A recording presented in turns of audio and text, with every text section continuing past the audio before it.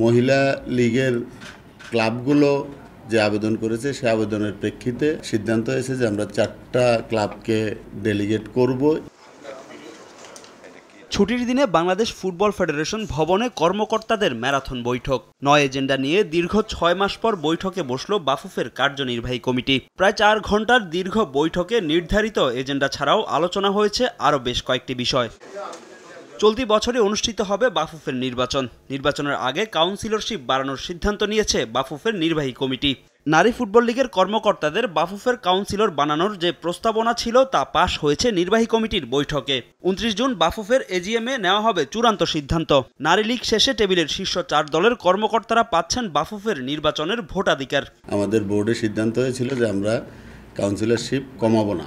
পরবর্তীতে আমরা এটা ফিফাকেও আমরা বিষয়টা অবহিত করেছি।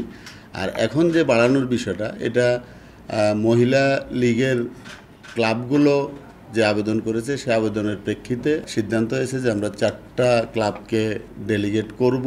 এই প্রস্তাবনাটা আমরা এজিএমে পাঠাবো।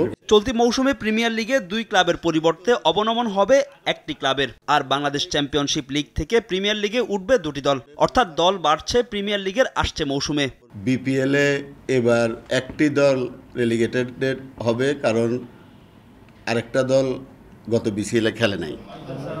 বাফুফের পেশাদার লীগ কমিটির সবশেষ বৈঠকে প্রিমিয়ার লিগের প্রতিটি দলের একাদশে বাধ্যতামূলক একজন অনূর্ধ্ব 16 কিংবা 18 ফুটবলার রাখার সিদ্ধান্ত বাতিল হয়েছে নির্বাহী কমিটির বৈঠকে। বোর্ডে অনেক ক্লাব যারা চালায় তারাও ছিল, তাদের বিভিন্ন ধরনের যুক্তি ছিল, যে যুক্তিতে আমরা সবাই একমত হতে পেরেছি যে আসলে ওইভাবে দিতে গেলে মানে পেছনের কিছু অভিজ্ঞতাও টানা হয়েছে।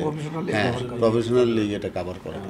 এছাড়া নির্বাহী কমিটির বৈঠকে চূড়ান্ত হয়েছে পরবর্তী ফুটবল মৌসুমের সূচি। নির্বাচনের আগে আরও একটি সভা করবে বাংলাদেশ ফুটবল ফেডারেশনের কার্যনির্বাহী কমিটি, সেটাও বোর্ড অনুমোদন করেছে। ফাহিম ইসলাম, সময় সংবাদ, ঢাকা। বলবো যে যতগুলো ক্লাব খেলে